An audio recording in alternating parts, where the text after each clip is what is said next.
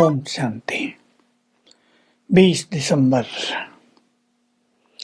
बाबा कह रहे हैं, बच्चे तुम्हें अपार खुशी होनी चाहिए कि स्वयं भगवान हमें पढ़ा रहे हैं और विश्व की बादशाही दे रहे हैं।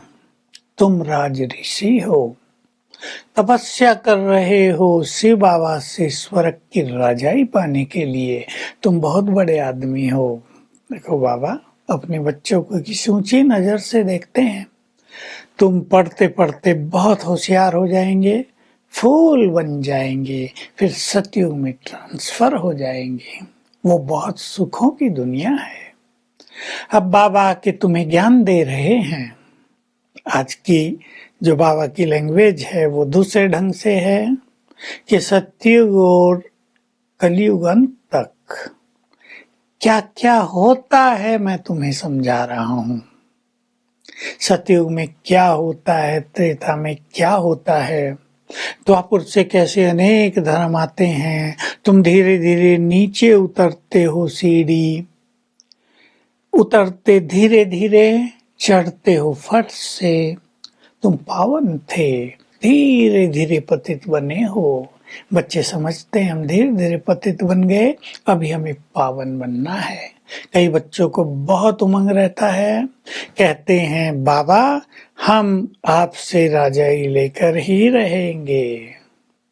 बाबा खुश होते हैं ऐसी बात सुन के कि मैं आया हूं अपने बच्चों को सब कुछ देने के लिए। तो बच्चों को पढ़ लिख कर बहुत होशियार हो जाना चाहिए और मेरे से सब कुछ ले लेना चाहिए। बाबा कह रहे देखो, लौकिक में भी पढ़ाई में थोड़ों को स्कॉलरशिप मिलती है, यहाँ तो करोड़ों में से किसी को मिलती है बड़ी स्कॉलरशिप। वे हैं अष्टरत्न। गोल्ड मेडल जिन्हें मिलते हैं, फिर हैं 108 यानी 100, उन्हें सिल्वर मेडल मिलता है, और फिर हैं 16,000, उन्हें कांस्य पदक मिलता है। तो बाबा कह रहे तुम्हें बहुत अच्छी मेहनत करनी चाहिए उच्च पद पाने की। मैंने तुम्हें संपूर्ण ज्ञान दे दिया है।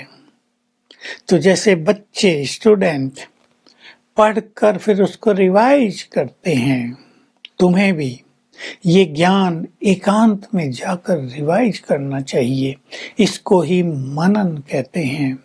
इससे तुम्हारी बुद्धि ज्ञान से भरपूर होती जाएगी, तुम होशियार होते जाओगे, तुम्हारी स्थिति भी श्रेष्ठ होती जाएगी, तुम्हें अपार खुशी भी रहेगी। देखो, ये दुनिया जब चल रही है, आपको जो कुछ इन आंखों से दिखता है वो नहीं रहेगा। ये सब कुछ विनाश हो जाएगा। पुरानी दुनिया का कुछ भी नई दुनिया में नहीं जाएगा।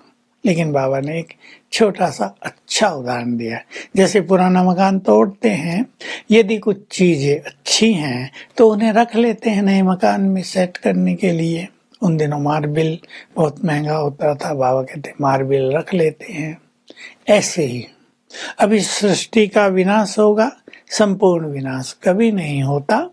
प्रलय नहीं होगी, बहुत सारी आत्माएं रह जाएंगी। लेकिन बाबा कह रहे हैं यहाँ का जो हुनर है, यहाँ का जो एक टैलेंट है वैज्ञानिकों का, एरोप्लेन बनाने का, फटाफट मकान बनाने का, आज हम देख रहे हैं पुल भी कैसे जल्दी बनते हैं, ये सब सतयुग में चला जाएगा। ये लोग भले ही ज्ञान नहीं लेंगे वैज्ञानिक, लेकिन इस कार्य के लिए वे आ जाएंगे। तो वास्तव में इसके पीछे एक रहस्य है कि जब तक लक्ष्मी नारायण गद्दी पर बैठे, बीच का जो पीरियड होगा, इसमें अलग अलग तरह की आत्माएं सृष्टि पर रहेंगी, तो वो सब ये काम करेंगे।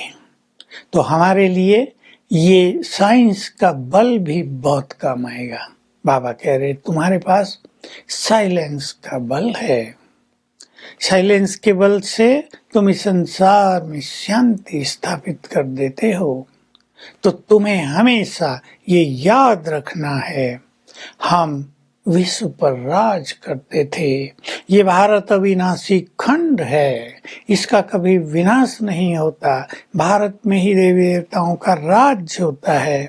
अब मैं आया हूँ ब्राह्मण, देवता, क्षत्रिय, 3 धर्म स्थापित करने। ये ब्राह्मण धर्म भी सर्वश्रेष्ठ है। तुम सब ब्रह्मा की संतान हो, तुम इसमें वृद्धि कर रहे हो। अभी तो बहुत सारे लोग आते हैं, कोई सुनते हैं, अच्छा अच्छा कह के चले जाते हैं। उनमें से कोई 2-4 ठहरते हैं, फिर धीरे धीरे एक ही बचता है। क्योंकि इसमें धारणाओं की बात बहुत ज्यादा है, इम्पोर्टेंट है। केवल ज्ञान सुनना, अच्छा अच्छा कहना, केवल यहाँ तक ही नहीं रहना है, सब कुछ धारण करना होता है। तो बाबा कहते हैं दिनों दिन तुम्हारी ये गॉडली मिशनरी जोर बढ़ती जाएगी। बहुत लोग अट्रैक्ट होके तुम्हारे पास आने लगेंगे। तुम्हारा कार्य बहुत तीव्र गति से चलता जाएगा। देखो बाबा भविष्य की झलकियां दिखा रहे हैं। जो अब हो गया है, उन दिनों हमारे थोड़े चित्र होते थे। बाबा कहते हैं ऐसा समय आएगा ज्ञान के तुम्हारे बहुत सारे चित्र बन जाएंगे, तुम सारे संसार को ये ज्ञान देंगे। तो वो समय चल रहा है, आ गया है। अब बाबा कहते हैं तुम्हारा इस समय पुरुषोत्तम संगम युग का है।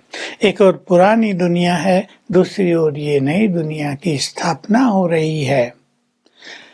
ब्रह्मा विष्णु शंकर, उनको भी कोई नहीं जानता, स्थापना पालना विनाश कह देते हैं। लेकिन अब ब्रह्मा द्वारा बाप स्थापना कर रहे हैं। तो तुम्हें ये बहुत नशा होना चाहिए कि जो भगवान है वो हमारा परम पिता भी है, परम शिक्षक भी है और परम सद्गुरु भी है। हमें पढ़ाने आ गया है, जीवन में राह दिखाने आ गया है। तो अब उसकी मत पर चलकर अब मनुष्य देवता बन जाएंगे। वरदान है निर्विकारी या फरिश्ते स्वरूप की स्थिति का अनुभव करने वाले आत्माभिमानी भव। बहुत अच्छा लिंक बाबा ने जोड़ा है। जो आत्माभिमानी होने का बहुत अभ्यास करते हैं वे सहज ही निर्विकारी बनते हैं और उनका ही फरिश्ता स्वरूप प्रत्यक्ष होता है। ऐसी आत्माओं को न कोई थोड़ी भी इम्प्योरिटी रहती है, न 5 तत्वों का आकर्षण रहता है। तो पहले बने आत्माभिमानी, फिर निर्विकारी बन जाएंगे और फरिश्ता स्वरूप धारण हो जाएगा। स्लोगन है जीवन में अतीन्द्रिय सुख का अनुभव करने के लिए विषय समृत वेले एकांतवासी बनो, यानी एक परमात्मा के अंत में स्थित हो जाओ। तो आज हम बहुत अच्छा चिंतन करेंगे। हम बाबा से राजाई ले रहे हैं। हम इस उमंग में आएंगे, इस ईश्वरीय खुमारी में रहेंगे कि हम शिव बाबा से अपना दैवी राज लेकर ही छोड़ेंगे और मैं फरिश्ता हूँ।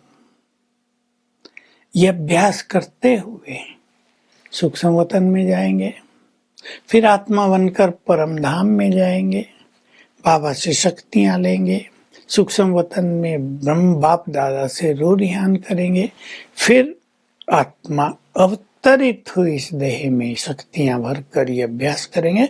इसको कहते हैं रूहानी ड्रिल। एक ही बार में अगर 3 बार कर ली जाए तो योग करने को बहुत अच्छी रुचि हो जाएगी, मन में एकाग्रता बढ़ जाएगी। Om Shanti. To watch Peace of Mind channel videos on YouTube, subscribe us on youtube.com/tvpeaceofmind. Just a click for a peaceful life.